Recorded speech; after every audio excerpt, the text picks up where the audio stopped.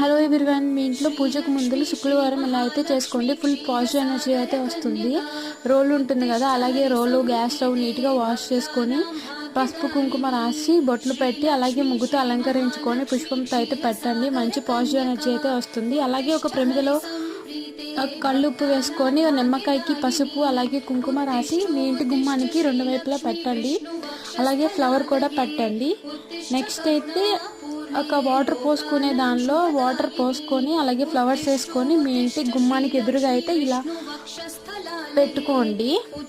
ఇత్తడిది మేమైతే ఇలాగ పెట్టుకుంటాం. అలాగే నిమ్మకాయలకి ఫ్రైడే ఇలా నిమ్మకాయలు కూడా ఒక పసుపు దారానికి కట్టి ఇలా పోసుకోండి. అలాగే గడప మీద కూడా నీట్గా పసుపు రాసి కుంకుమ పసుపుతో అలంకరించి ముగ్గుతో అలంకరించి రెండు వైపులా అయితే ఒక స్పూన్ పచ్చిపాలను అయితే అలా పోయండి. ఇలా చేయడం వల్ల లక్ష్మి కలుగుతుంది. అలాగే మంచి పాజిటివ్ ఎనర్జీ వస్తుంది.